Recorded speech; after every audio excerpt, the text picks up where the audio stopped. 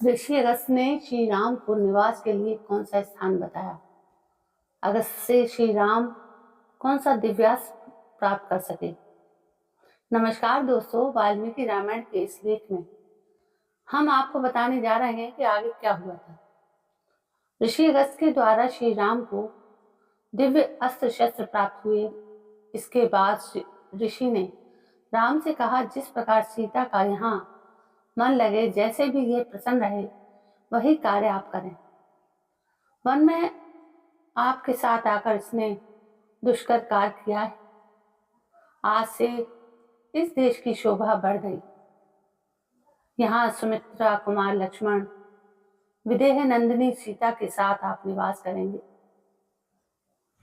मुनि के ऐसा कहने पर श्री रामचंद्र जी ने प्रज्वलित अग्नि के समान तेजस्वी उन महर्षि से दोनों हाथ जोड़कर कहा, आप मुझे ऐसा कोई स्थान बताइए जहां बहुत से वन हो, जल की भी सुविधा हो तथा जहां आश्रम बनाकर मैं सुखपूर्वक सानंद निवास कर सकूं। श्री राम का ये कथन सुनकर मुनि श्रेष्ठ धर्मात्मा अगस्त ने 2 घड़ी तक कुछ सोच विचार किया। तदंतर वे यह शुभ वचन बोले, यहां से 2 योजन की दूरी पर पंचवटी नाम से विख्यात एक बहुत ही सुंदर स्थान है, जहां बहुत से मृग रहते हैं तथा फल मूल और जल की अधिक सुविधा है। वहीं जाकर लक्ष्मण के साथ आप आश्रम बनाइए और पिता की यथोक्त आज्ञा का पालन करते हुए वहां सुखपूर्वक निवास कीजिए। आपका और राजा दशरथ का ये सारा वृत्तांत मुझे अपनी तपस्या के प्रभाव से तथा आपके प्रति स्नेह होने के कारण अच्छी तरह विदित है। महर्षि अगस्त के ऐसा कहने पर लक्ष्मण सहित श्री राम ने उनका सत्कार करके उन सत्यवादी महर्षि से वहां से जाने की आज्ञा मांगी। उनकी आज्ञा पाकर उन दोनों भाइयों ने उनके चरणों की वंदना की और सीता के साथ वे पंचवटी नामक आश्रम की ओर चले। राजकुमार श्री राम और लक्ष्मण ने पीठ पर तरकस बांध हाथ में धनुष ले ली। वे दोनों भाई समरांगणों में कातरता दिखाने वाले नहीं थे। वे दोनों बंधु महर्षि के बताए हुए मार्ग से बड़ी सावधानी के साथ पंचवटी की ओर प्रस्थित हुए। वाल्मीकि रामायण के पिछले लेख में आपने पढ़ा होगा कि श्री राम ने लक्ष्मण को बताया कि कैसे बुद्धिमान मुनिश्रेष्ठ अगस्त ने वातापी और युगल का वध किया। इसके बाद श्री राम उनके आश्रम पर जा पहुंचे। उस समय श्री राम ने लक्ष्मण और सीता के साथ आश्रम में प्रवेश किया। वो आश्रम शांत भाव से रहने वाले हरिणों से भरा हुआ था। आश्रम की शोभा देखते हुए उन्होंने वहां ब्रह्मा जी का स्थान और अग्निदेव का स्थान देखा। मुनिवर अगस्त भी शिष्यों से घिरे हुए अग्निशाला से बाहर निकले। सूर्य तुल्य तेजस्वी महर्षि अगस्त जब सामने से आए तो रघुनंदन ने सामने से आते हुए उन मुनीश्वर के दोनों चरण पकड़ लिए।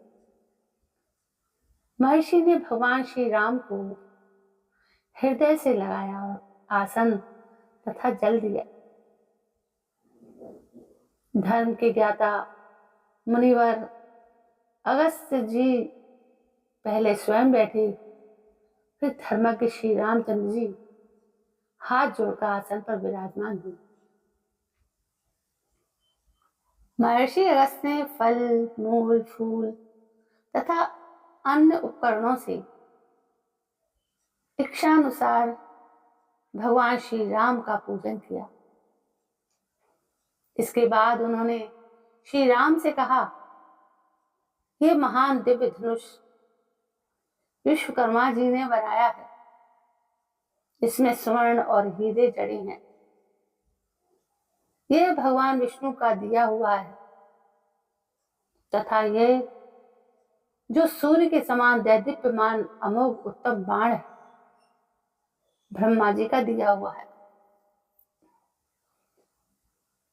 इनके सिवा इंद्र ने ये 2 तरकश दिए हैं जो तीखे तथा प्रज्वलित अग्नि के समान तेजस्वी बाणों से सदा भरे रहते हैं, कभी खाली नहीं होते। साथ ही ये तलवार भी है जिसकी मूठ में सोना जड़ा है। इसकी म्यान भी सोने की ही बनी हुई है।